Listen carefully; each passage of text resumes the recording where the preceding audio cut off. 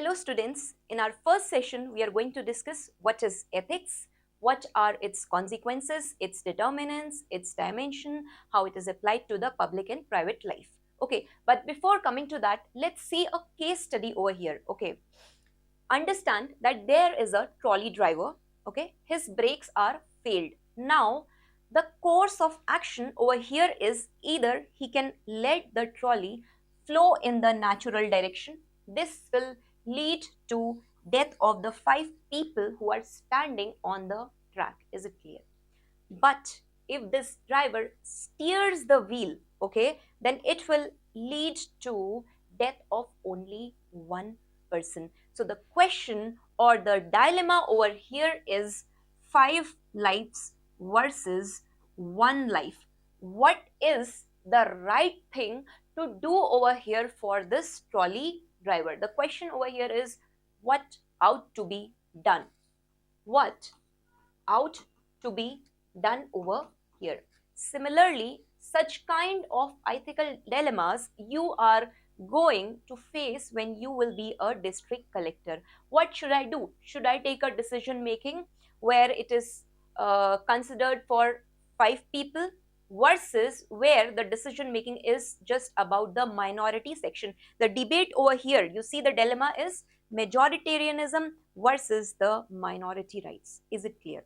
Now, in this case scenario, right, there will be lot of schools of thoughts. The first one, the utilitarianist, is going to say that Mr. Driver, you steer the wheel. Why? Because at least for the larger good, right, at least 5 lives will save. The utilitarianist, like Jeremy Bentham, he is going to argue that any action that you do or any action can be ethically justified when it is taken for maximum good of maximum number of people, where as a district collector you are maximizing the pleasure for your people, for the welfare of the people, and you are minimizing the pain or the suffering for the people. Is it clear? Similarly, in this case scenario, Kant is going to come with his deontological perspective.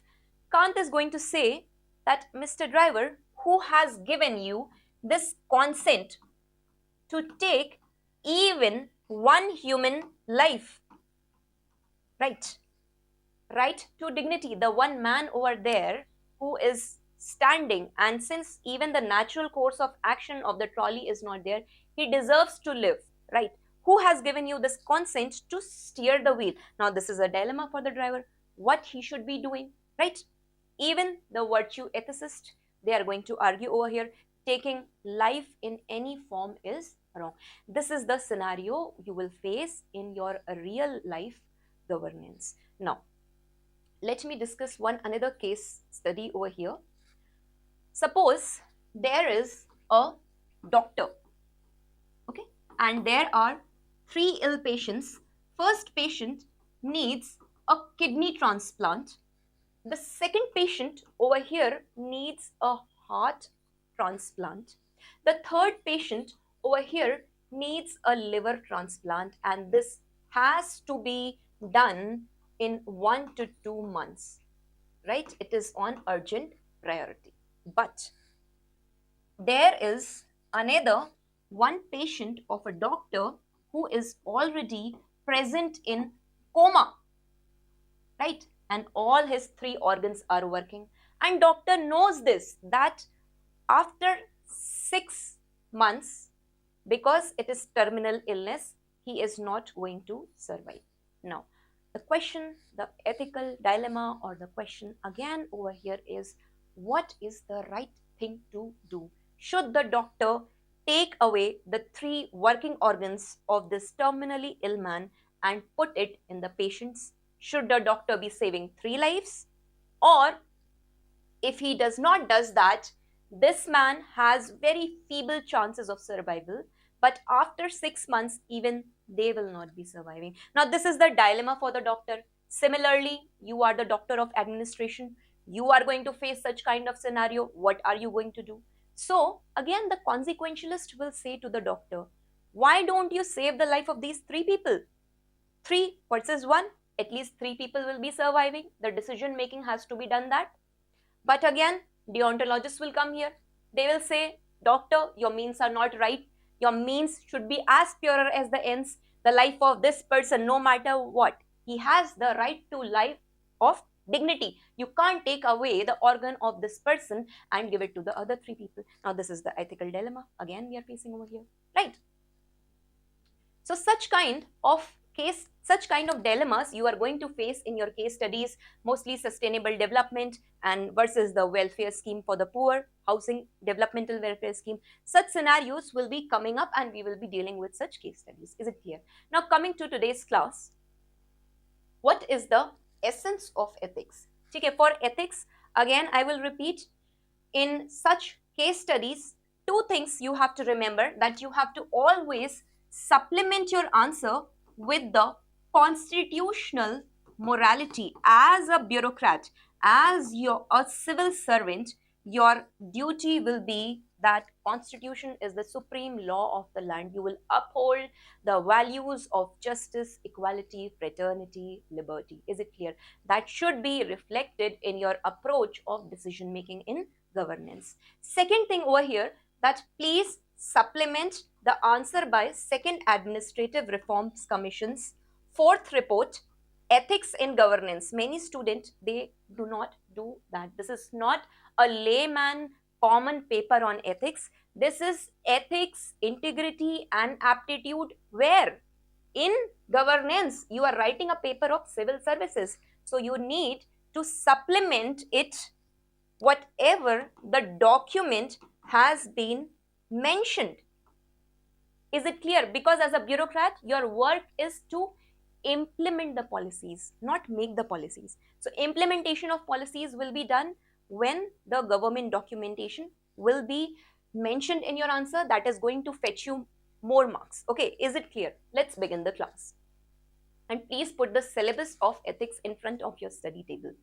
Okay, so what is the essence of ethics? Iska tathya kya hai? Iska maina kya hai? Right? Ethics derives its meaning from the key word ethos. And ethos means virtue or character. Here, it deals with the objective norms which are set after there is a differentiation in the righteousness, in the wrongness of the action. Now understand that ethics is not religion, ethics is not any law, ethics is not just morality, ethics is not just any customary norm, right? Ethics, these are, I will write down over here, these are a standard objective norms, right, which are acceptable to the society, right, which are acceptable to the society. For example, if I say you do not lie, now understand that if everyone starts lying, if everyone is going to do that, what will be the consequence, right? It will lead to chaos in the society. So that is why to be morally uprighteous, you need to be honest, right? Because if you lie, it is going to set a bad precedent in the society. Is it clear? Now, another thing, any ethically done action is good, or you can say it is morally right, when there is what, why, and how. All these parts have been answered well. For example, there is an old lady and she has to cross the road, right? So what is your objective? What is the nature? You are doing this. How are you doing this? How are you doing this? With a lot of compassion. What are your intentions? And why are you doing this? Right? Again, this is how we justify that any action is ethically good or wrong. Is it clear? The essence of ethics over here. Now, determinants of ethics. What are these determinants? These are the factors which are describing. There are certain internal factors, for example, your consciousness, right?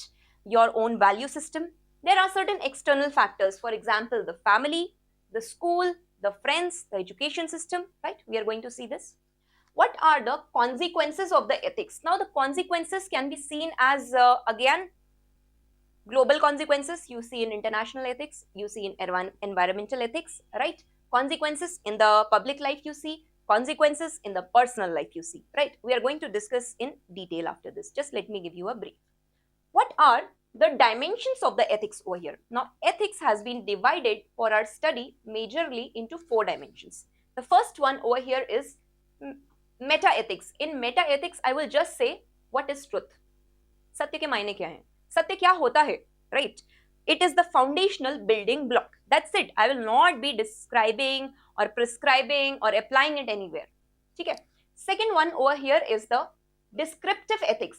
In the descriptive ethics, I will be dealing with what is acceptable as justice in the society, what is acceptable as truth in the society, right? I will see it, I will describe how a group of people see it together. Is it clear? Now, in the prescriptive ethics, now this is the action-oriented ethics. This is basically important for your exams, and this is the normative part of ethical decision making where you are taking action upon any act, right? For example, again, here we will be discussing various thinkers. The first one over here, we will discuss about Jeremy Bentham when he gives his pleasure calculus, right? We will be discussing about the Immanuel Kant over here. We will be discussing about John Rawls over here, right? All these ethicists, Aristotle, Plato, we will be discussing over here. Now, because they are giving you an approach to ethical decision making, if you are stuck in a scenario being a bureaucrat, is this the right thing to do? Always the question is, what is the right thing to steer through those dilemmas? Is it clear? Now, the last one over here is applied part of ethics. In the applied part, nowadays, UPSC is asking a lot of question application as seen in artificial intelligence, in cybersecurity, in environment, in international, because recently, Ukraine, Gaza, we have seen a lot of instability in the international scenario. And this question has already been asked in your past year 2024 mains. Is it clear? That's why I'm saying that every keyword has its own relevance in ethics syllabus. Now, the last thing, how is the ethics in public and private relation? Here also UPSC has asked the question, how do you differentiate between the ethical action in private life and public life? We are going to see that further. Is it clear? The summary of today's class is this. Let's begin the class. So, what is the major nature of ethics over here? It not only distinguishes between right and wrong, but it evaluates whether the conclusions which are drawn from it, okay, they stand as objective and universally applicable norm for all the human conduct. Is it clear? What happens that every day you see that on WhatsApp University, they use this term that some information is floating, right?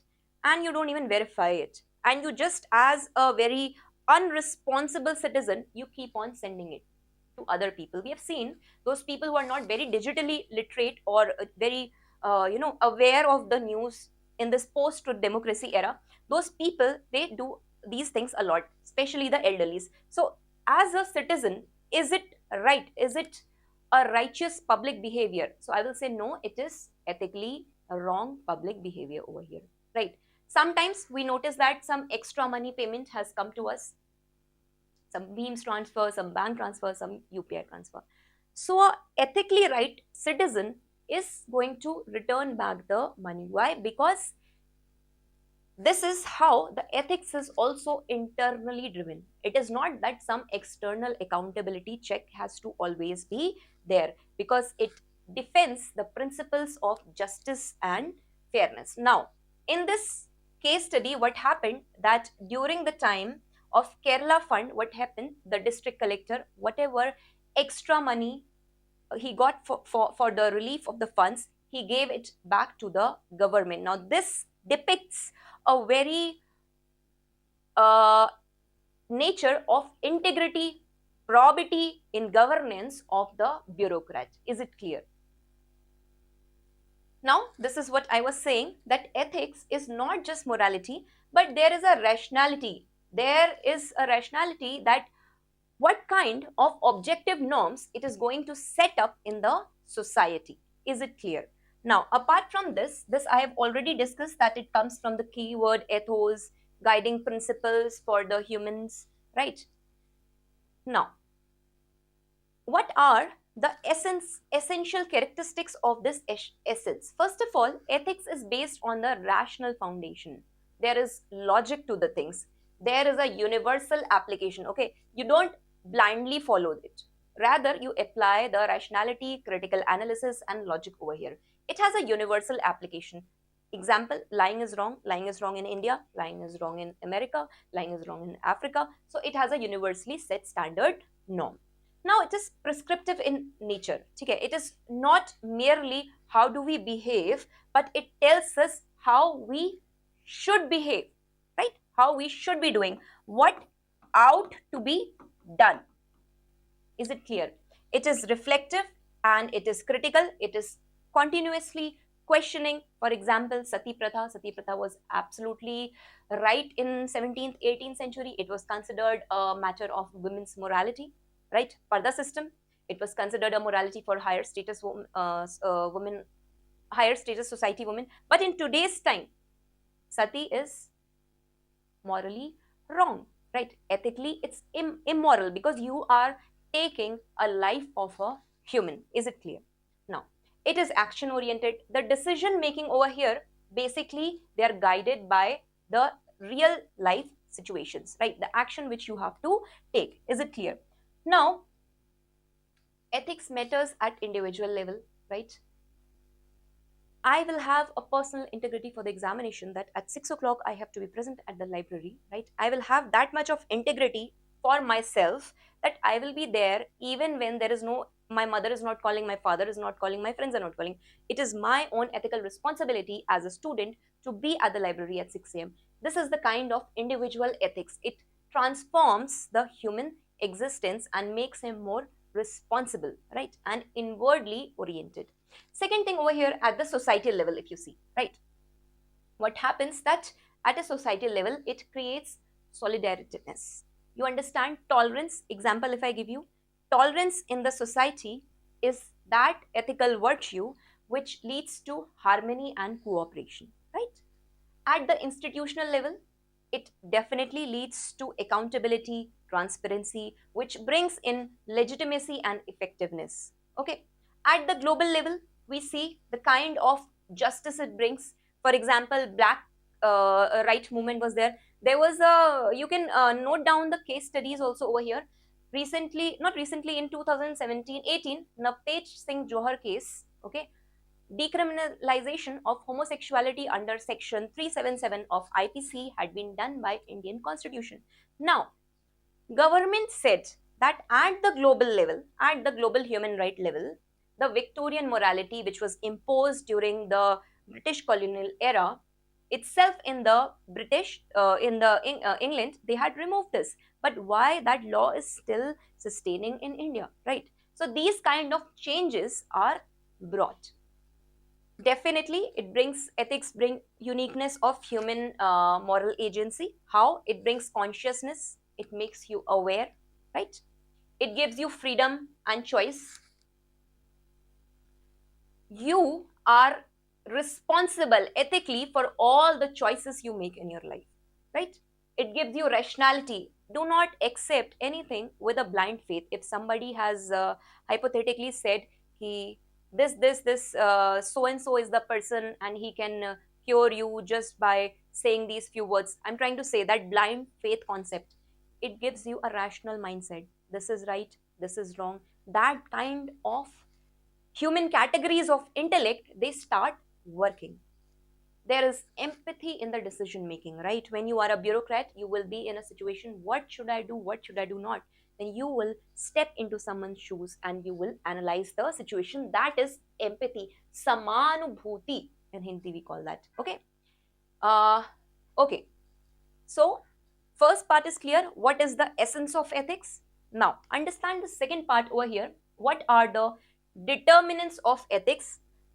First of all, it is said that John Locke has said that the human is always born with a blank slate. Okay, it's a tabula rasa. And what happens with socialization and education, he is learning a lot. Okay, now there are certain these moral determinants. Okay, these are the factors over here. So basically, the internal factors which determine the ethics for a person is his cognitive capacity to think, to analyze the situation. Is smoking right or wrong? You can't impose restrictions, you can't put accountability check. Do not cheat. That can never happen. That has to come with reason, that has to come with internal change. Everybody has that capacity. It is just that you have to question, you have to have a Socratic method, because Socrates has said unexamined life is itself not worth living. Is it clear? Now, apart from this, let's see if there is any distribution of the welfare resources. A civil servant, he has to ensure that what are the cost benefit analysis in that scenario. Is it clear? This we are going to discuss in the case studies. But sometimes if you use too much of mind, if you use too much of pure reason and logic, as we had seen in the case of Nazis bureaucracy, we had seen that it had led to Holocaust. One more thing I would like to say here: in your essay and in your ethics answer writing, you can quote a lot of things from world history, okay, because those are the set standards which have happened, and you can pick up actually a lot of stories, inspirational stories of the leaders from there. Second internal determinant over here is your consciousness, your inner voice. I'm just going to give the interview, and I was about to enter the metro station, and then I see a small child. He's crying and he's asking me that please give me some food. That point of time, you are in a dilemma that should you be running because because you will be late for the interview if you don't catch this metro. Another metro is coming in 15 minutes, or should you be going? Your conscience, your inner conscience is saying you that he's a child and he should not be uh, hungry. So what do you do in that ethical scenario? This is that conscience, that your inner voice which is telling you what should you do, right? Maybe I think this was a case study they've asked in the past year question, assuming that you must be carrying a tiffin with yourself because you will be sitting for interview in UPSC Bhavan. So I'm assuming that you will be carrying something to eat, at least one apple, one banana. You can give away to that child, and for that moment you can even catch your train, and you can even be satisfied internally. I have at least not let someone go away as hungry. Okay, so this is your conscience, the inner consciousness. About the values and the beliefs, right? This I will be dealing in the human values, that how the beliefs are changed into values, and how the values change into attitude, and how attitude changes into behavior. Okay, you can draw this diagram over here, that initially it is a belief system of a person. It, on this basis, it develops a value system of the person. On this basis develops the attitude of a person, and on this basis develops the behavior of the person.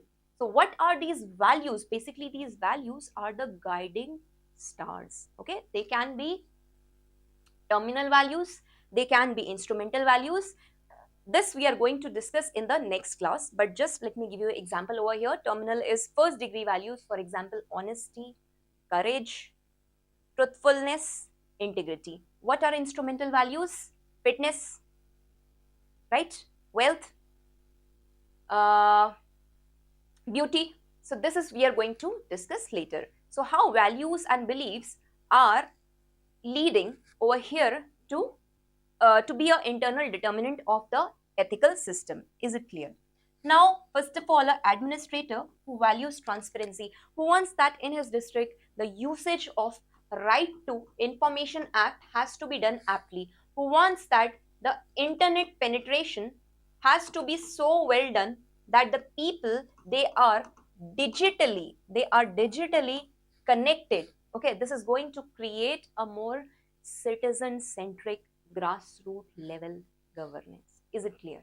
Now the paper over here is about ethics in governance. So whatever example you pick, you can pick one common example, you can pick one governance example, but try to write something which had been happening, those people who had, those bureaucrats who had contributed very good in the system, trying to bring in the ethical good governance, those examples will be really appreciated.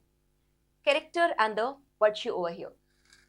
Now Plato talks about that wisdom, justice, fortitude and temperance, these are the four major cardinal principles over here, right? Wisdom means that you are able to judge anything correctly or not. There's a difference between knowledge and wisdom. Understand that knowledge is your intellect, right? And wisdom is your समझदारी, किसी चीज की गहराई तक समझ होना. That is wisdom, the prudence to understand anything with depth, not with the scanning eyes. Justice, people confuse that justice means ki equality, right? Everything has to be justly done. No, justice means fairness. Not everyone can be treated equality. When I'm talking about justice, okay, later in detail I'm going to discuss over here about John Rawls concept of differential equality, and this is going to lead to social justice. Is it clear? The justice should be about bringing fairness, not equality. Another one over here is fortitude and courage. Despite any kind of difficulties, okay, there has to be the courage of conviction that you do the right thing. Okay, Durga Shakti Nagpal, the IS officer from UP cadre, right? She had been facing a lot of pressure from land mafia. There was an excess that time between some other officials and the land mafia, but it was her courage to stand by in such situations, right? It was her fortitude that she fought again and she did the right decision making by putting a complaint against the land mafia, sand mining mafia. Temperance, it is the self control and moderation. A bureaucrat essentially requires to be someone who has this self control over his emotions, right? Because that will lead to high emotional intelligence and again ethical decision making. Is it clear? So, this is how these are the determinants which are going to describe. Apart from this, there are emotional and moral sentiments also, which is again your internal determinants in your ethical decision making, right? If somebody has a very empathetic attitude while seeing poverty, it can motivate him, right? Example we take over here is Armstrong Payne. he was he is a IS officer in Manipur cadre, and he, because of his empathetic attitude, right, he had made 100-kilometer road connecting the tribals to the mainland, right? It was his empathy to do. He understood the situation of the people and he did those things. Is it clear? Now, these were the internal determinants, but there are certain external determinants which mold the nature, the character, or the ethical decision making of a human or a child. First of all, it's the family. If your family is very secular, okay, it is respecting all the religions equally, a child from the childhood is going to pick it up, right? It will be definitely seen in his nature, and this family is your first socialization agent. Okay, here we learn direct teaching, we learn modeling, emotional bonding, discipline. All these characteristics we learn from the family. Apart from this, in the culture and society, there are certain shared beliefs. Somewhere, for example, few years, I will say few decades down the lane, there was a shared belief specifically in the western part of Rajasthan for female auticide, right? Before the female was born, they were just getting the test done and they were killing the child in the womb. That was a shared belief system they had, because maybe in the patriarchal society the female was considered as a liability, but this is how it kept on developing another 10 years until there was a government intervention to rectify this killing of the unborn female child. Is it clear? So this is how, this is a negative example. Another negative example, if I give you, uh, there are some countries nearby in the South Sea Islands. They believe, now see, they believe that if you if you I will not use the word kill. If you end the life of your parents by the time they reach 60 to 70 years, you are reducing their suffering. This is their cultural belief, right? So they have developed that kind of decision. They come to that kind of decision making. But that is again not ethics, right? That is cultural relativism. Okay. Now this is how it is affecting ethics. Now, if you see another example over here, Indian culture, we are touching the elderly speech, right? This is showing the respect, and this is what has been a ethical norm in the Indian society, which is less prevalent in the Western society. Is it clear?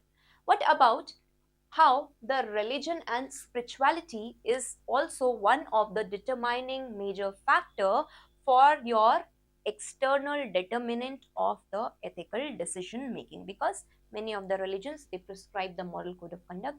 There are 10 commandments which are given in Christianity, right? There are a lot of very well things which are mentioned in Bhagavad Gita, the righteousness path, right? Even the eightfold path of Buddha. Okay, it talks about the moral code of conduct, and the Quran, it also emphasizes on justice and compassion. So religious and spirituality, again, these lead are the external determinants of ethical decision making. Now what you can do is, yes, education and learning, this also helps. This is also one of the external decision external determinant. What you can do, you can make a tree chart over here. You can write down determinants of ethical decision making. What are the internal determinants? You can note down from this PDF. What are the external determinants? You can note out. If the question is coming, it is coming holistically, right? Now apart from this, law and governance, this is the external determinant. Okay, there is a relationship between law and ethics. Law keeps a external accountability check on the ethics. See, law represents society's minimal ethical standard enforced by the state on the citizen. Is it clear? And ethics is the broader aspirational, which is based on the internal motivation. So good laws will always lead to ethical uprightness. Bad laws, okay, bad laws may violate this ethics. For example, if I say you crossing a signal despite being despite there being a red light, is it ethically right? Is it a ethical behavior of a responsible citizen? No, you are breaking the law. You are doing ethically wrong in the wrong action you are taking in the public place. This is what it is talking about. So this becomes the external factor. Okay, again, we have to always supplement our answer with India's constitution, fundamental rights, and DPSP, right, which talk about ethical legal framework for the governance. Apart from this, we can see that external factors are also noticed in organizational culture and leadership, right? There are certain formal code of conduct and ethical policies in organizational ethics. Here I will again like to talk about that second ARC. It has mentioned certain code of conduct. They say all India civil service rules, right? All these are mentioned. And it is the second ARC in the fourth report is also talking about in terms of organizational ethics to bring in second ARC. It talks about the comprehensive ethical code bill. Is it clear? Again, UPSC in its PYQ has asked the question from this part, right? There are also certain situational determinants, okay, that how is the intensity of the act? What is the nature of the ethical dilemma over here? For example, if I say over here, a public health official, he faces a greater moral decision making or pressure in during the time of pandemic lockdown, right? So what happens in that policy decision making? What he is going to do? Then all his routine administrative decisions he is taking. So this kind of moral dilemma situation you are going to face. Situational determinants. What about the time, stress, and pressure? Even these lead to situational determinants of decision making in ethical case studies. Now, example you see over here, emergency room doctors, okay, they are making the decisions under extreme time pressure. I've just discussed there was a dilemma with the doctor above. He had to decide, should I take the life of this one man who is already having a terminal illness and is going to die, and save the life of other three people? That is a very situational, this is a situational determinant. उस वक्त पे आपने जो किया वो किया, because that was the right thing to do at that point of time, at that place, right?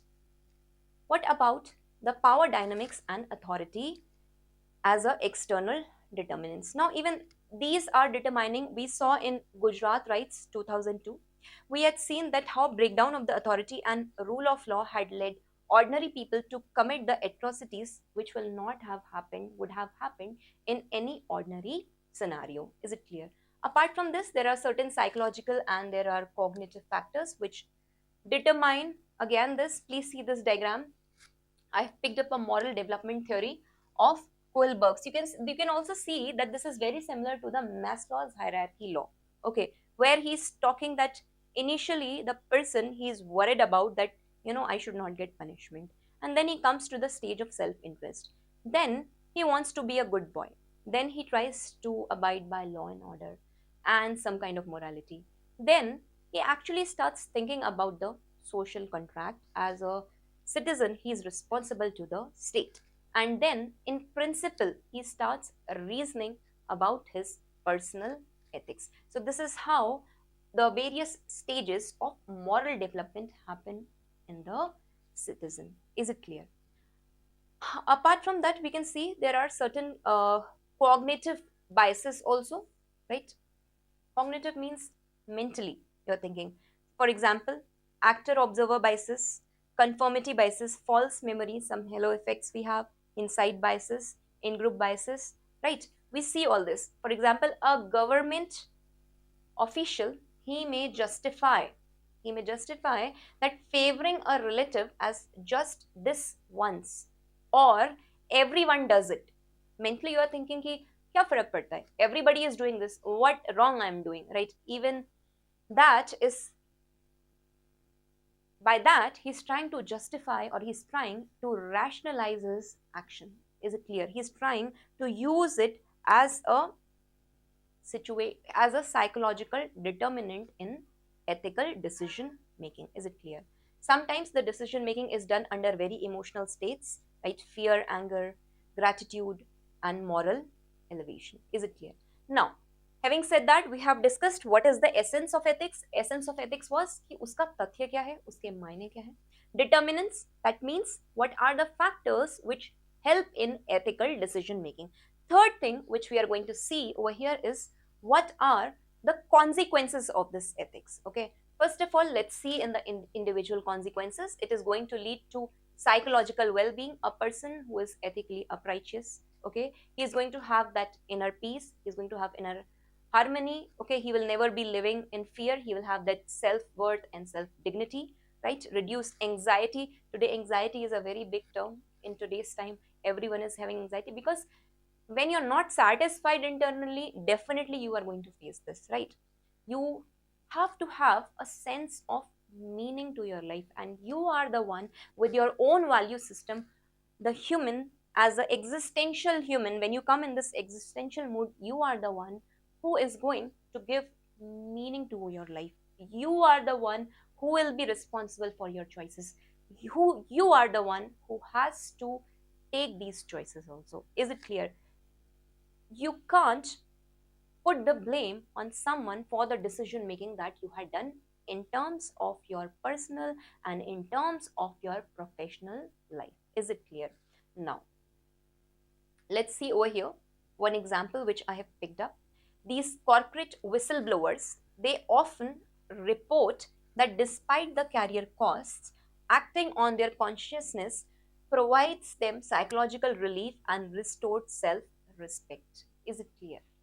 This is another example of ethics in governance. Character development. Over here, we notice that the consequences that a human is developing that higher sense of purpose in this life. And these habits, today you're honest, tomorrow you're honest, day after tomorrow you're honest, as a bureaucrat, okay, in your office when you are district collector. So eventually what will happen, that will come in your habit, right? That is going to be habit. Your ethical action is going to solidify in your habit, which will be seen as your characteristic trait. It will become your characteristic trait subconsciously, and you will never know. It is like the virtue of getting up in the morning and hitting the library at 5 a.m. despite the cold winters in Delhi. That initially is hard, right? That kind of decision making you are doing, but then it becomes a habit, and then habit turns into the character of being, of having perseverance. What is the character which develops in this is the perseverance, right? To be consistent. So this will be highlighted in your every aspect of life. This will be seen when you will be bureaucrat and you will be going to the work. You will be the one who has this habit of perseverance and consistency that will be noticed in your work done in the district. Is it clear? Now, consequences, another thing, definitely it leads to reputation and trust over here. It leads to definitely, example you can pick up over here, Warren Buffett, right? The reputation of Warren Buffett, he is exactly known for his integrity and his deals. He allows deals based on handshakes and attracting only ethical partners. Is it clear? Material consequences. Over here I would like to take the example of Ratan Tata. We have, or you can take Johnson and Johnson. Johnson and Johnson had built his material possession based on value. Even if I take the example of Ratan Tata, he has built entrepreneurship on the basis of corporate governance, on the basis of value system. Okay. Now what are the social consequences over here? Now this leads to trust and social cohesion in the society. There is peace and harmony among the communities if you are ethically uprighteous, right? It leads to development of social capital among the people, definitely leading to national capital, right? We notice this specifically in the Nordic countries of Norway, Sweden, Denmark, Finland, right? We see that there everything, the governance is very, you see corruption free, lot of corruption free governance in the corruption perception index also. These Nordic countries, they are in the top always. Why? Because the governance which is developed over there is based on the social trust.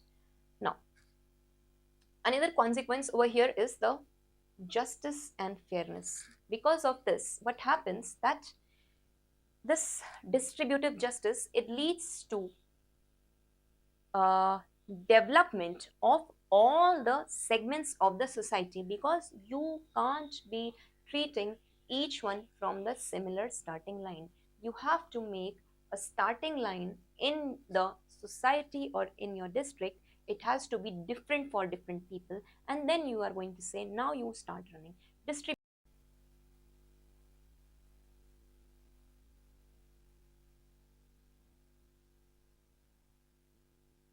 Distributive justice over here is also one of the constitutional value, which is mentioned in Article 39 of the Directive Principles of the State Policy of our BPSP. Is it clear? Again, let's see over here.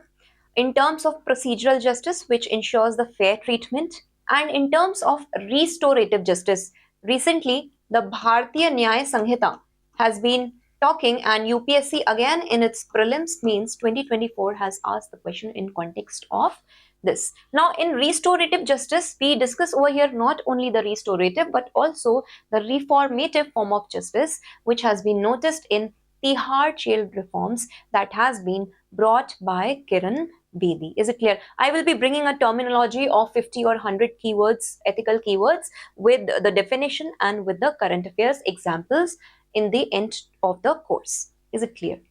Apart from this, we have seen collective welfare. Suppose if people are paying tax, there is tax compliance. It is definitely leading to rise of gross development product, GDP of the nation, and rising of nation's economy. Is it clear? Now, let's very quickly come to the part of dimensions of ethics.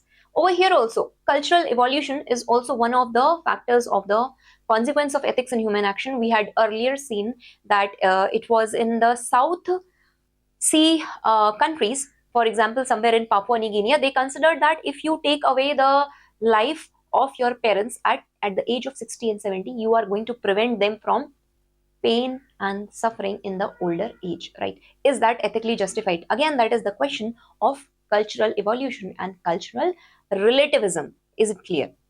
Now, institutional consequences also, we notice over here that in terms of the consequence of ethics, that wherever there is compromisation of the institutional integrity, we had seen this in Commonwealth Games scam. This has basically led to degradation or unethical action in the government, right?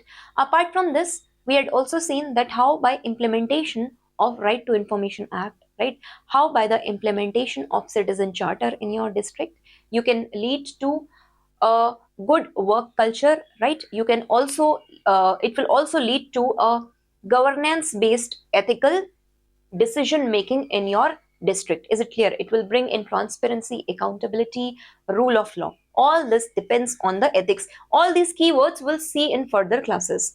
Now, what are the other consequences of ethics in ethical decision making? Here we can discuss about the international relation. Now, international relation may, the debate is often about realism versus the idealism. Okay, what is the meaning of realism? Realism is that where you think about the context of your national boundaries.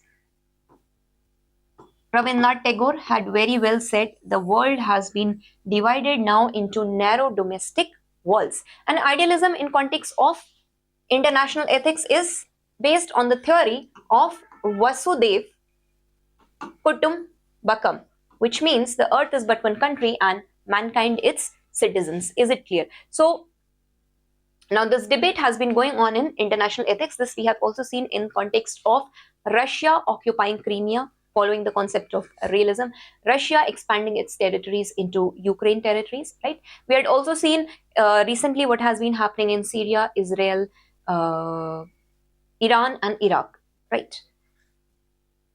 Now, in the environmental impact, I will be discussing in environmental ethics, where it is talking about sustainable development for taking care of not only this generation but also of the future generations' need. As Mahatma Gandhi has already said that earth has not for everyone's greed but only for everyone's need.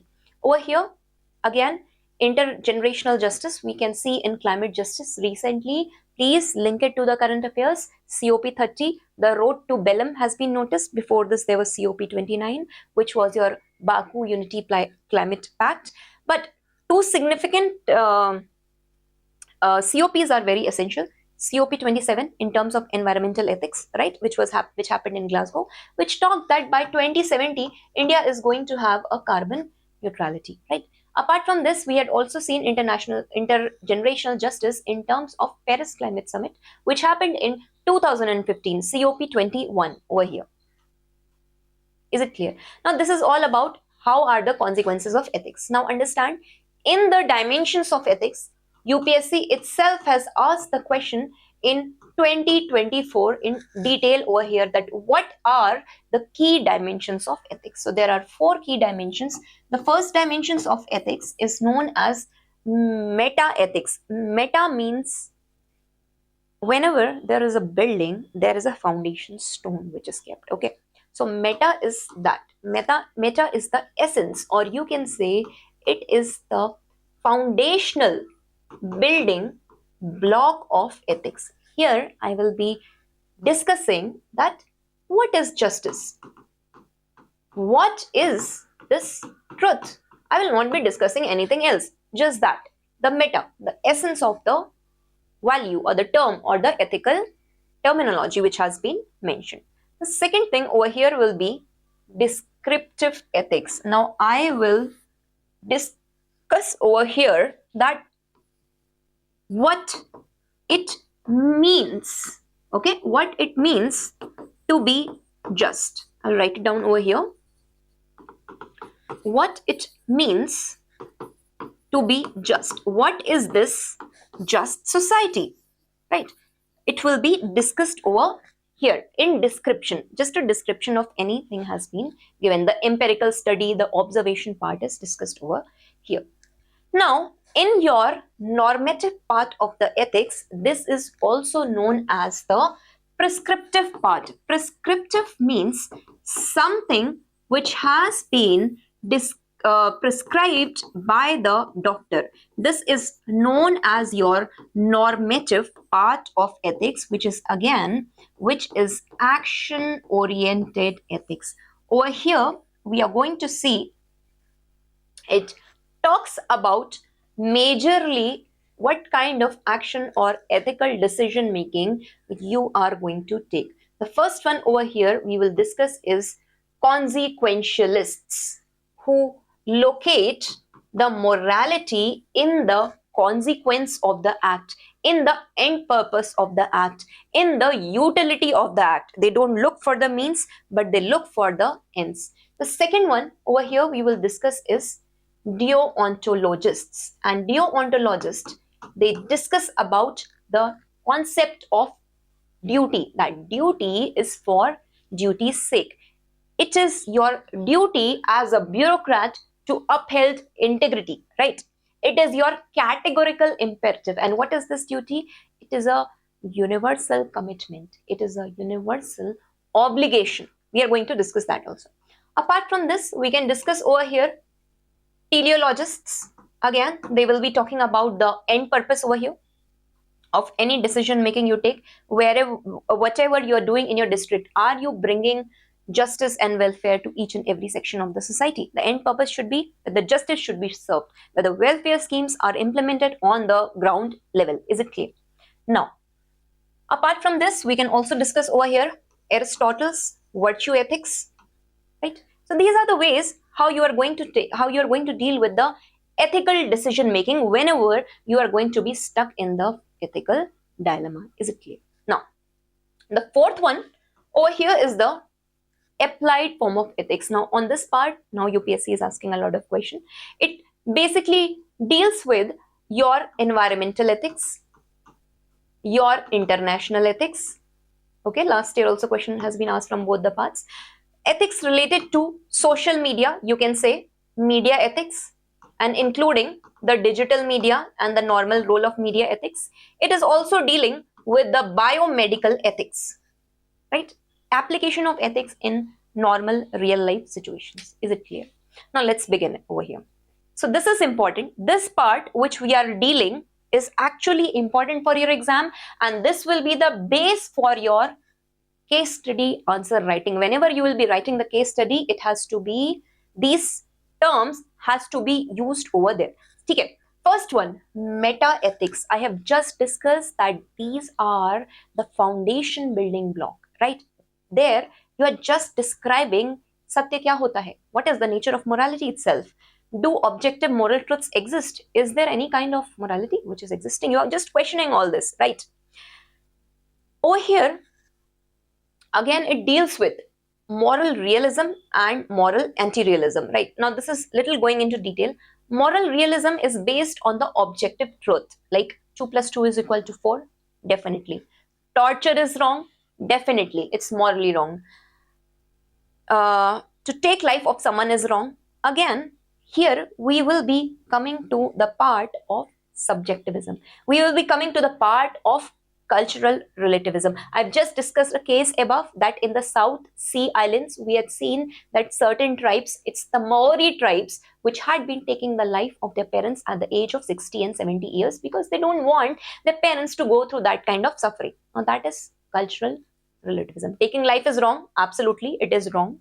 Objectively, I feel to kill someone is wrong. But what about the cultural relativism over there? Is it clear?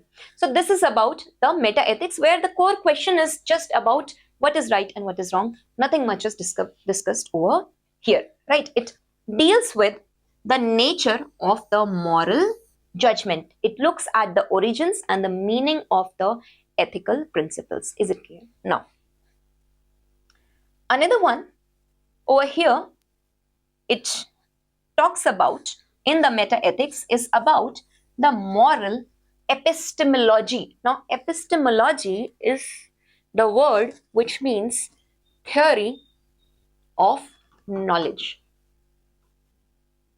How do we even know what is right? Is this the right thing to do? How do we know?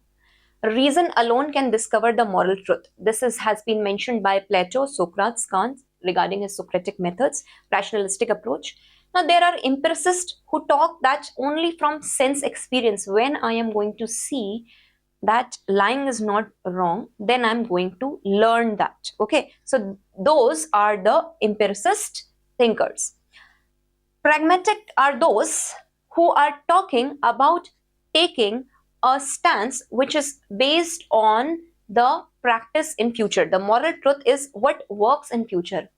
In your governance, ethical decision making, when you will be a bureaucrat, it is very essential to have a pragmatic scenario. There will be a situation where it will be very hard to take a decision making, but you have to be that person who has to find a pragmatic solution. Is it clear? That is it about the meta ethics, where it is just talking, yes, slavery is wrong, yes, justice, what does it mean? It means fairness. That's it. You are describing that. The second component of the ethics over here is your descriptive ethics. Now I'm describing this slavery is wrong because it is leading to degradation of human life. It is against the conception of human dignity, right? So apart from this, what people think right is, what people think is justice is, government is providing for the welfare needs of the people. Is this justice? Now, should the equals be treated likely, unequals be treated unlikely? Now here you're just describing, this is based on your observatory methods. Is it clear? How do people live and they behave morally in the real situations over here? But what is important for our exam, very important for our case study, is the normative part of ethics, or you can say the prescriptive part of the ethics. This is like a prescription of a doctor, right? He is telling you, if you have fever, then you can take paracetamol dolo, you can take combiflam, you can take crocin. This is how these approaches are going to tell you that in your decision making during the time, hypothetically any disaster crisis, how you should be dealing ethically with that situation, right? So basically over here, this discusses basically what ought to be done, what is the right thing that should be done as an administrator. Over here again, we see the three approaches over here. The first one over here is consequentialism. Consequentialism, they will locate, now all these three, they will locate the morality in the utility, in the consequence, in the end purpose of the act which is done by the people. Deontology, it will be dealing again with the duty-based ethics. It will be talking about the deontos, that duty should be done for the duty's sake. You should be having your detached attitude, right? And then you should be taking a decision making, because inherently it is good in itself, right? I'll be discussing in details.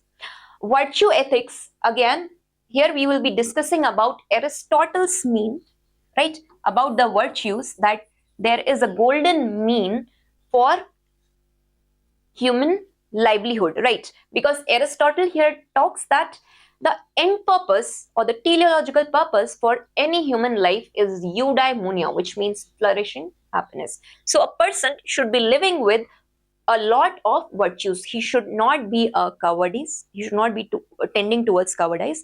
He should not be tending towards foolhardiness. Rather, he should be a courageous person in the golden mean. Is it clear? Let's start the class. This is very important. Consequentialism. What is their core principle? That the morality of the action, it depends on the consequence of the purpose. Now, from here, suppose I have to go here, right? There are multiple means to do that, right? This is the start line and this is the end line. Consequentialism, they do not think about the means. they are saying by hook or by crook, your purpose should be that the end goal should be achieved. For example, Subhash Chandra Bose, he wanted independence by any of the means. He was a consequentialist in his approach, right? After resigning from the Tripuri session, he led to formation of Forward Bloc in 1940. That is consequence-based approach where you're not caring about the means. Is it clear? Similarly, if I tell you entire of this, it is Mahatma Gandhi who does takes care of the means. He says that the means has to be purer as the ends. Is it clear? Now coming back to consequentialist. Now here also in this consequentialist approach, first one we are going to talk about is the utilitarianist. In the utilitarianist, there are two thinkers. One is Jeremy Bentham and one is John Stuart Mill. Now Jeremy Bentham, he gives his pleasure calculus. Okay, and in his pleasure calculus, he is talking about that the common good or the common action should be done in that faith which maximizes the pleasure for the people, right? Maximum good for maximum number of people and which minimizes the pain for the public. For example, COVID-19 vaccine. COVID-19 vaccine had been brought. It had been made mandatory by the government. Certain people, they had been questioning this. Now you are forcing us to take the vaccination. How can you make it mandatory? But government said it is mandatory if you're coming to the public places. Now government had to put that restriction for maximizing the pleasure, for maximizing the good health of the common public, in terms minimizing the pain for the common public, that there should not be spreading of COVID-19 vaccine. Is it clear? The concept is clear. Okay. It is for the greatest good for the greater number of people. Example. Okay. Over here again, this is Jeremy Bentham. John Stuart Mill. John Stuart Mill is giving his harms principle. Okay. And in his harms principle, he is basically talking that there are self-harming actions where I harm myself in my personal capacity, in my personal room. Okay, that is still acceptable in the society because that is something you are doing to yourself to some extent. But there are others harming action. Okay, in his statement of harms principle, he gives others harming action. And here, John Stuart Mill says that this others harming action, for example, hate speech, right? You are talking ill about some community. Is that acceptable? Is that kind of acceptable just on the pretext that you want to get maximum vote? No. Now again, that is ethically wrong over here. Is it clear? Your actions should be such that they reduce the pain and they maximize the welfare, they maximize the good for maximum number of people. Now these consequentialists, I take you back to that trolley scenario, these consequentialists are again going to say to the trolley driver, why don't you steer the wheel? Why the wheel? Yes, steer the wheel, not the wheel. What is called? Why don't you steer the vehicle, or why don't you steer the trolley so that at least only one life goes in compared to 5 life, right? They will be saying that this is a justified act. This is an ethically done act if you steer the wheel to the trolley driver. Is it clear? So these are consequentialists. Jeremy Bentham, please remember the two names, and John Stuart Mill. Now, Sarvodaya philosophy of Mahatma Gandhi, okay, it incorporates the utilitarianist concern for greater spiritual upliftment dimension. We can also discuss about over here about the subsidy which Indian government provides, right? Despite of the regulations which WTO puts, the AOA agreement, right? agreements on agriculture, there is a de minimis calculus 5%, and the WTO is putting these restrictions that so much of subsidy you are getting and then you are giving. In terms of National Food Security Act, you are providing so much of food free to your population, 75% in the urban areas and rural areas and 50% in the urban areas. How this is justified? But government is justifying this ethically because it is for the greater good, for the greater number of people. Is it clear? Again, deontological ethics. Now this is a different approach. Now when the trolley driver was steering the wheel, Immanuel Kant is going to specifically question him over here that, Mr. Driver, how did you steer the wheel? Who gave you that consent to take away even one human life, right? How could you make that conscious decision making over here, right? Now basically it deals with over here the concept of duty, which arises from the word deo onto. Is it clear? It talks that the duty whichever has to be done, the duty is done over here only for the duty's sake, right? The duty, it is intrinsic value, it is your inner value that you have to abide by your duty. It is against any kind of personal inclination when you will be in the services. Is it clear? Now, as example, let me pick over here that yes, Mahatma Gandhi during the time of non-cooperation movement 1922, right? The Chora Chori incident had happened, and in the Chora Chori incident, why did he stopped immediately the non-cooperation movement? Because the citizens' duty over there was to carry out the movement via following the means of ahimsa, via means of satyagrah, via means of non-violence. But what did they did in Gorakhpur? They had burned the police station, right? And they had killed the British policemen. So it was against the duty being a true patriot citizen. So what he said, that the means are not purer as the ends. So that movement had been cancelled. Is it clear? Now, Immanuel Kant, he says that there is a categorical imperative. What is this categorical imperative? Suppose he says lying is wrong.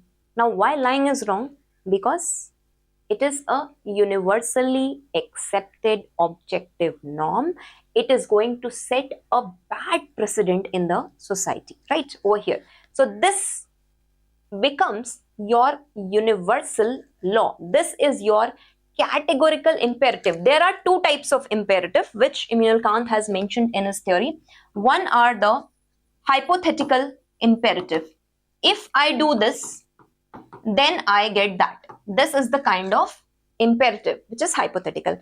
Categorical is without any kind of there is no if, there is no but, right? It maximizes the universal laws. Honesty, being honest as a bureaucrat is your duty, because honesty is intrinsically good in itself, right? It is not something extrinsically which has to be imposed upon you. This is what he is trying to say. It is your duty for the duty's sake, and you can compare it, this Kant's categorical imperative, you can compare it to Bhagavad Gita's, okay, Bhagavad Gita's Nishkam Karma, where you have this duty attitude can only be developed as a bureaucrat when you have a detached attitude, when you are not attached with any kind of objective or the end purpose. Is it clear? So this is how the decision making has to be done as a bureaucrat.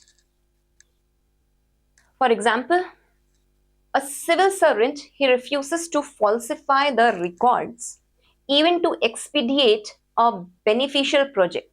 Now, this civil servant is a man of very high integrity, right? He believes it is his deontological perspective to be a honest official, right? You can very easily mention the name of Ashok Khemka over here, one of the officers of very high personal integrity, right?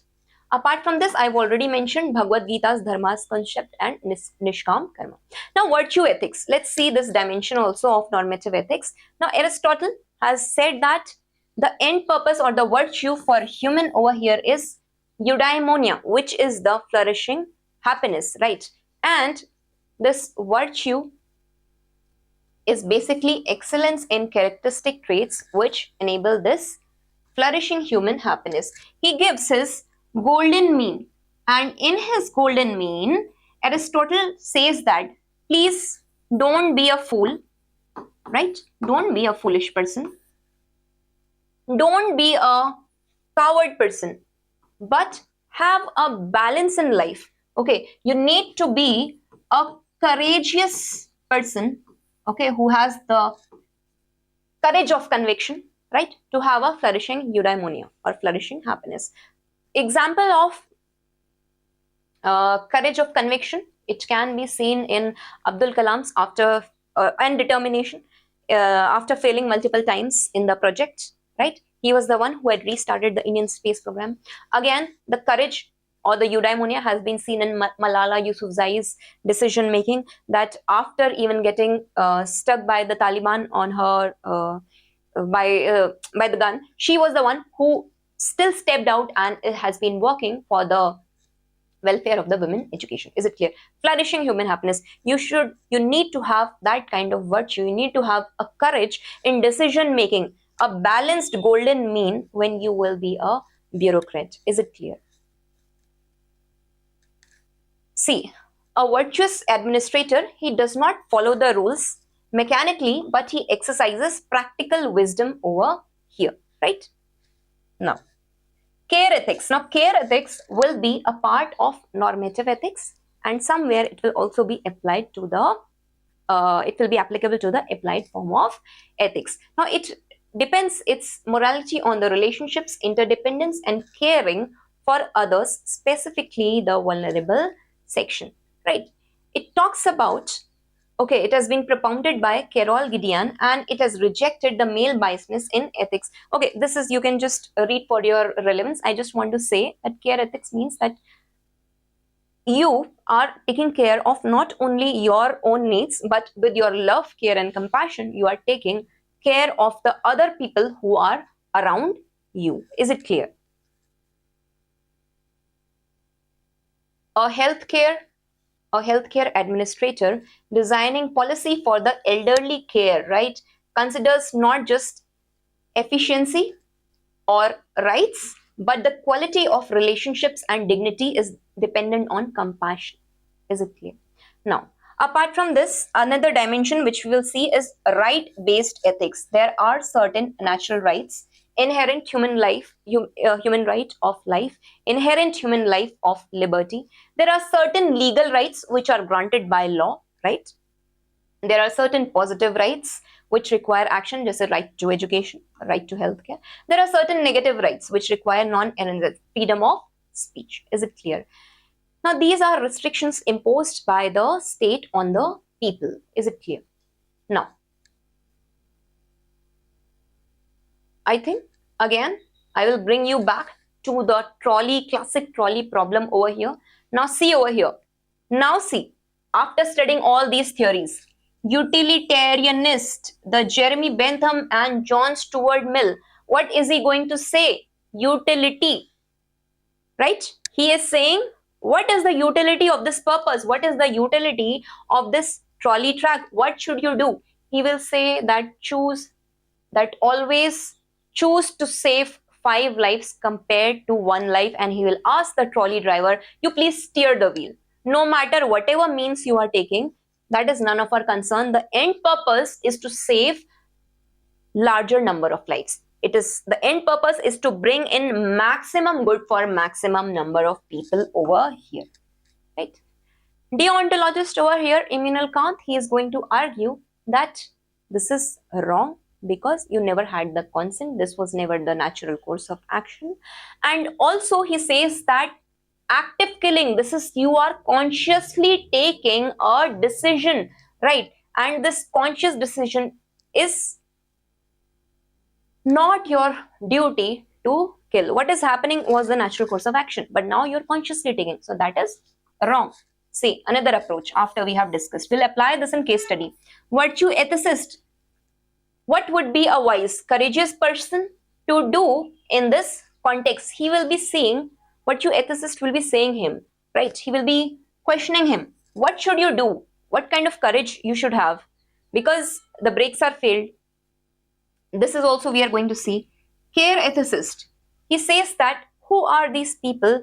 What relationships exist? Can we talk about them who are either this way or that way, who are going to face the consequences? But for our case study, the first two are going to be very important over here.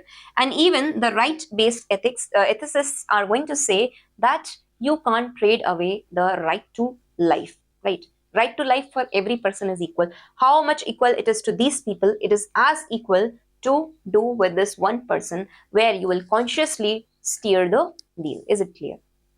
Now, the fourth dimension of our ethics over here is the applied form of ethics, and this applied form of ethics is seen in the bioethics. For example, euthanasia. Is it right? There was a Supreme Court judgment in Aruna Shaba case, right? What about the end of life decisions? Is it the right thing to do to take away the life? Suppose your animal is terminally ill and he's going through a lot of suffering, right? Your dog or your pet cat or whatever. So is it right to take away the life, right? So again, this is the issue of bioethics. About the designer babies in today's times, the more issue is about the designer baby. In China, there was a case study where one of the doctor, he had been picking up all the better genes and creating. Oh, can you be the god? Can you be who? Can you be that moral agency? Not God is not very apt word over here. Are you that moral agency to interfere in the act of nature, to interfere in the human evolution? The whole part is this, right? What about genetic engineering? What about the human experimentation, which has been going all across? Is it clear?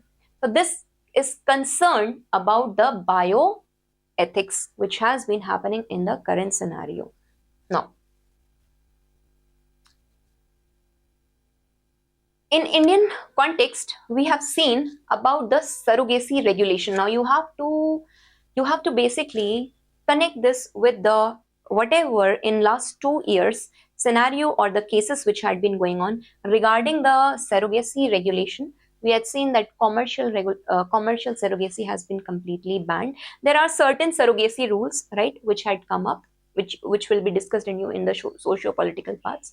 So if such a question comes from here, right, you have to identify basically from which dimension the question has been asked. You have to supplement it by the legal, procedural rights, institutional rights which has been method, and then you have to supplement it with the ethical theories also.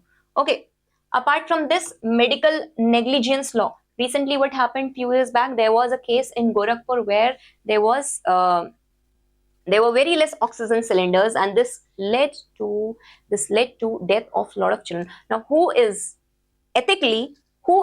responsible over here? The administration, right? The doctors, the person who has been given the responsibility, the contractual worker, who is responsible for this shortage of the cylinders? Okay, now another part of business applied ethics is your business ethics. Now, one of the key component over here is that this ethics has to be based on trusteeship model of Mahatma Gandhi, where the emphasis has been given on corporate social responsibility. In business ethics, I will say that it is always better to look forward to Ratan Tata compared to Reliance Industries, because Ratan Tata, Tata Steel's Ratan Tata, he has been an entrepreneur. His focus has been on corporate social responsibility, working for the welfare of the education sector and other. He has been bringing up the hospitals and all, right? Compared to merely just being a businessman. So if you are a businessman, it should be ethically done. Is it clear? You can see over here fair wages and working conditions for the people. The advertisement which you do has to be for the consumer. It has to be true, and it has to be not any kind of false news, right? The product you're selling and what you are saying and what you are promising is very different. That should not be done. There should be environmental responsibility if there is any kind of hypothetically some plastic product, right? Now, see, Tata's handling of 26/11 Mumbai attacks versus the Union Carbide's response to Bhopal gas disaster, it illustrates a contrast in the business ethics, because Tata, they supported the victim's family and they talked about that it is their legal obligation. They took upon that responsibility, right? They took upon the accountability upon themselves. When this Bhopal gas tragedy happened in 1984, this company, Union Carbide, it wanted to have the minimal responsibility taken or minimal accountability taken for the incident, right? And after this, we had seen that MC Mehta case decision had also been come up by the Supreme Court. Is it clear? Now, another dimension over here is environmental ethics. Okay, in the environmental ethics, here please always remember that you are going to discuss about sustainable development, and you are also going to discuss about Aldo Leopold. Aldo Leopold, in his land ethics, okay, in his land ethics, he talks that the land is a entity, right? As an entity, as a living entity, in this whole biotic diversity, okay, it's not that human, you can go and exploit the land over here, right? So the living has to be sustainable not only for this generation, but for the future generations to come. Is it clear? Now, from environmental ethics, a lot of questions have been asked. Anthropocentrism, right? Why only humans have intrinsic value? What about nature? Is it secondary? Is it instrumental value? This is one scenario. Biocentrism, all living beings, they are having intrinsic value. Ecocentrism, entire ecosystem, they have value beyond the individual organisms. Deep ecology, right? There's a fundamental equality of all the beings. Humans are not superior over here. Now, there is always a debate in environmental scenario. We have seen in, I think, Kasturi Ranjan, yes, Kasturi Ranjan sir committee had been settled up for evaluation of the Western Ghat lines, okay, Western Ghat ecological lines. So there is a debate on Western Ghats ecology versus the development which has been happening. So environmental debate is that you have the right of development, but to what extent you are hampering the environment, now that is also ethically questioned, right? Now, 2025, there was a case study that there was a ecologically sensitive zone area, and the government has to make, it is the DPSP of the government to make welfare, to make houses for the poor people, for the welfare of the poor people. But the question is, why in that ecologically sensitive area? Why you want to allocate the land in that ecologically sensitive area? So you have to resolve that case study. Question number 8 in 2025 past year UPSC Mains of the ethics paper. Also in environment, you see that recently there were Dharali floods. If you remember, Dharali floods, they happened in August 2025. What was happening over here?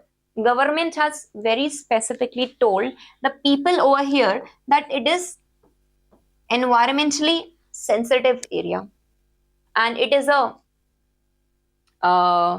since it is a special environmentally sensitive area, and under Environmental Protection Act 1986, government has already told these people that please do not have any kind of construction activity. But despite this, because this was in Uttarkashi, there were a lot of vehicles which were standing, right? Lot of construction work was done, lot of hotel tourism activity has started. And what happened when the flash floods came? Ultimately, this was one of the natural calamity, but this was the anthropocentric activity. Because of this, further subsidence of land had happened. Similarly, it had happened earlier in Joshimath also. Is it clear?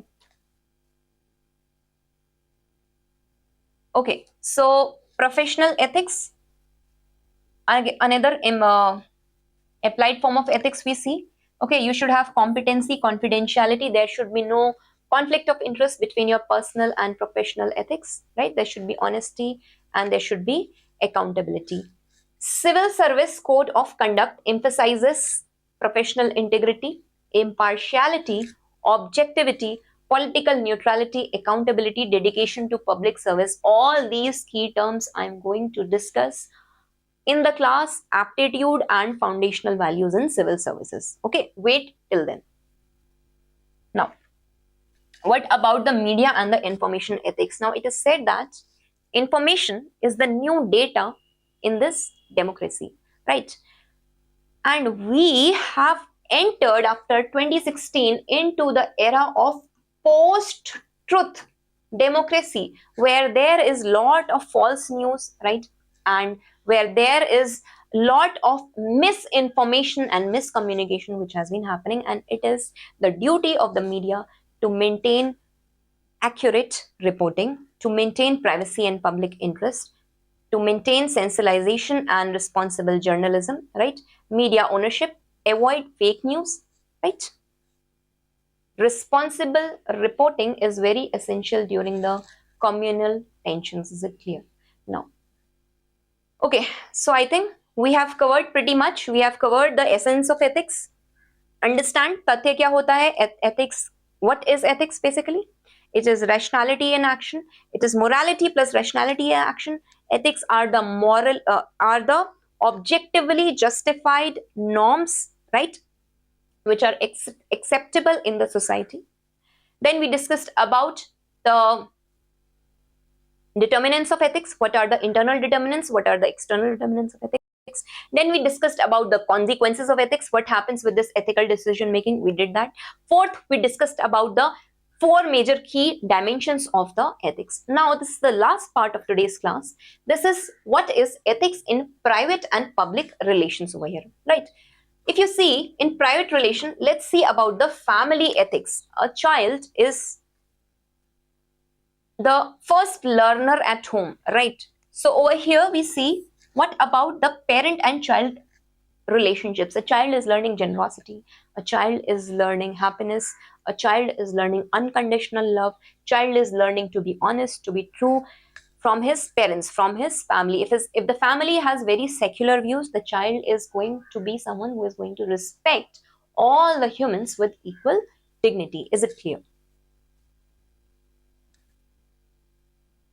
See over here,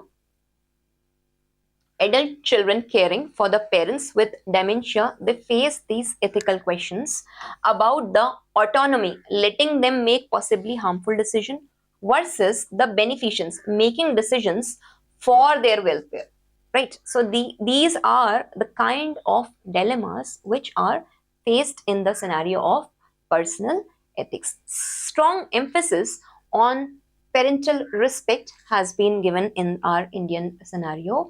And it is said that in terms of sibling ethics, what do you learn from your siblings? My brother has been like fighting with me since childhood. So, but there is a bond as we grow up. There's a bond which converts into love, right? So we learn the sharing. There's a mutual trust. When he was a child, he had been complaining always to my mother. But as we grow, we learn that loyalty. We stand for each other. There is a brotherhood, right? This is you learn from your siblings. Apart from this, marital ethics over here, it talks about fidelity, it talks about honesty, equality, commitment, and care for each other. Okay, this is personal ethics. I don't think that much has to be explained over here. What was essential was that key dimensions of ethics that I had to tell you. Those key dimensions, right? And yes, this I will leave for you to see. Neighbor ethics, love thy neighbor, which is specifically mentioned in the 10 commandments of Bible, right? What are the ethics in public relationship? Now this is important, right? Because now you are a bureaucrat. For public relationships, first of all, for the citizen, it is very essential to obey the law. It is very essential to pay the taxes honestly. It is very essential to participate in the democratic decision making. Please go and vote. Okay? It is very essential to be a good Samaritan, right? Contribute to national defense, right? And constructive engagement. What is the state's duty over here? Protect the freedom, Okay, provide for the public good, ensure justice and rule of law, equal treatment, transparency, accountability, and promote the general welfare. Now, there is a social contract theory. In political science, it is said that there are three people. Okay, there is John Locke. He talks about that a human is born with a blank slate, but it is state's legitimacy to protect the natural rights of land and life of the man. Okay, Hobbes, he talks about that citizens are surrendering their duty.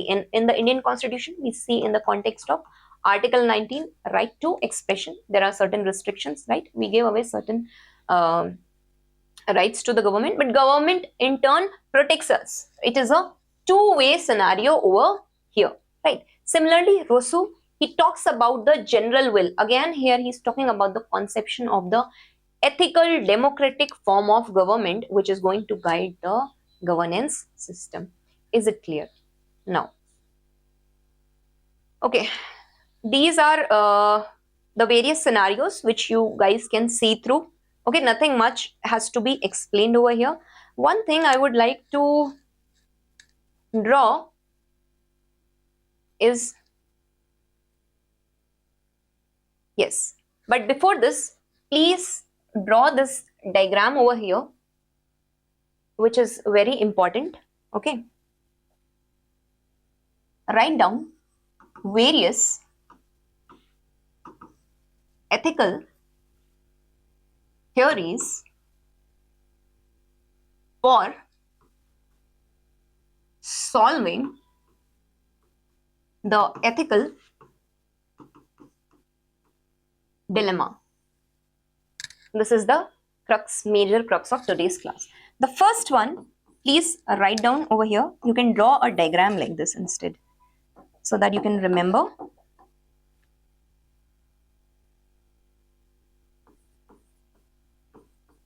Consequentialist, right? These are the one who locate the morality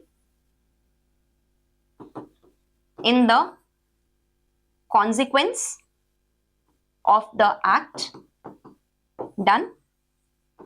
Is it clear? Deontologists, they locate morality in the duty. Okay, remember this from today's class. This is very essential. And further, I'll be expanding over here. Consequentialist over here can be seen as two. One over here is your teleologists. Teleologists over here, they talk about the end goal, or what is the teleos, the end purpose of any objective which is done. Is it clear? So in teleological ethicist, here will be Aristotle, and Aristotle, he argues that suppose that I have to distribute the flutes in the class. How will I be distributing the flutes in the class? I will make sure that he says that the best flute player should be getting the flute over here. This is what Aristotle says. He bases his teleology on the end purpose, which is again meritocracy. Is it clear? He is going to say, if somebody is not knowing how to play the flute, why do you want to give the flute to them? But now understand, this scenario of Aristotle's teleology over here, this is totally antithesis of the social justice theory which has been given by John Rawls. Now UPSC has asked the question regarding John Rawls' theory of social justice. John Rawls is going to say What about those people who never got a teacher to learn the flute? Maybe if they get the teacher, then they can play better flutes. What about those poor people who could not even buy to afford the flute? Maybe they also have that inherent talent. Maybe they are that meritorious. Why can you, Aristotle, why do you judge like this, that you want to give the flute to the best flute player over here only? Why don't you want to bring in, to give at least the equality of opportunity? Why don't you want to give the equality of opportunity for every people? And on this basis, John Rawls, he has given his John Rawls, he has given his differential principle of differential equality, right? And in this differential equality, he says that the starting line of all the flute players cannot be the same, right? Similarly, this differential equality concept has been picked up in the reservation system of Indian context scenario. The reservation system which the government provides, or the affirmative quota system which is given in the public services and for the educational purposes, is because the government, it wants to bring in the starting line equal. Okay, it wants to bring in the level playing field for everyone equal instead of this. Understand? Can you ask a woman, a old man, a 5 years old child, a disabled prosthetic man, a pregnant lady, can you ask them, all of them, to start running the marathon on the same line? There are certain criteria, there are certain rules, there are, because there are inherent biological and other physical inequalities which are prevalent. So this has been taken care of. Similarly, the parallel analogy over here is that because of the social and historical injustices which has been done to the various segments of the society, okay, what government does? Government provides the reservation system, right? And because of this reservation system, it tries to build in the social justice. It tries to build in the equality of opportunity for every citizen to start running their race from this line. Is it clear? Whenever the question is coming, so John Rawls, you are going to answer that there is equality. Okay, there is equality, but there are differences in equality. No, Aristotle, whatever you were saying that equal should be treated equally and unequal should be treated unequally, that is absolutely not right. Is it clear? So first point, this is clear. What is the meaning of the teleologist? Now, in this consequentialist, these teleologists, they base their whole theory on the concept of efficiency, because they want to see that the end purpose or the end consequence should be that the teleo should be efficient. Kaam ho jana chahiye. That is the main concept over here. But again, in this consequentialist, we are going to see there are another set of people who are utilitarianists. And these utilitarianists, they are going to locate the morality in the utility of the act done. Is it clear? Now they are going to see any act which is done, it is based on the utility more than efficiency and more than duty. Is it clear? In this utilitarianist, I had discussed earlier two people, Jeremy Bentham.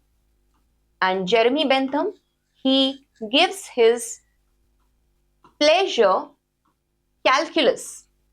He says that for the welfare of the maximum good, you need to maximize the pleasure and you need to minimize the pain. So whatever decision making as a bureaucrat you do, it has to be for maximum good for the maximum number of people. This is the kind of decision making. What is the utility of that decision making? Is it clear? Another one which we study here is John Stuart Mill. And John Stuart Mill, he specifically tells that in the others harming action, right, this whole concept of hate speech, hate crime, cow vigilantism, mob lynching, Dalit lynching, whatever has been done is absolutely wrong. Is it clear? So this is how we are going to take the utilitarianist theory. The another point which I want you to note down is regarding the deontologists. Now, deontologists are those who base their theory on deontos, and the meaning of deontos over here is duty. The duty which is done in form of the detached attitude. The duty is inherently good in itself, and this duty over here is basically, you can quote it as duties for the duty's sake. You have no other personal inclination or objective over here. Is it clear? So over here, the thinker again in deontologist which we discuss over here is Immanuel Kant, and he says that as a bureaucrat, it is your categorical imperative to bring in transparency and accountability leading to ethical good governance in your administration. Why don't you use RTI? Why don't you use citizen charter? Why don't you use e-governance? Why don't you use Sevota model? This is what he's trying to say over here. And these categorical imperatives over here, these are without any ifs and buts, okay, we have just discussed. These are based on the concept of universality. Any ethical action which you are doing is judged on the basis of universality. To kill is morally unethical, universally unethical. To lie is unethical, right? It is setting a bad precedent in the society. Is it clear?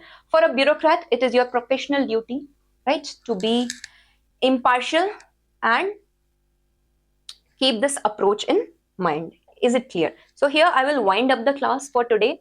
In tomorrow's class, we are going to discuss about the human values in the personal life, and we will see it through the eyes of reformers, through the administrators, through the moral thinkers. Now, this will be very essential to quote in your case studies, in your answers, and also in your essay. Thank you.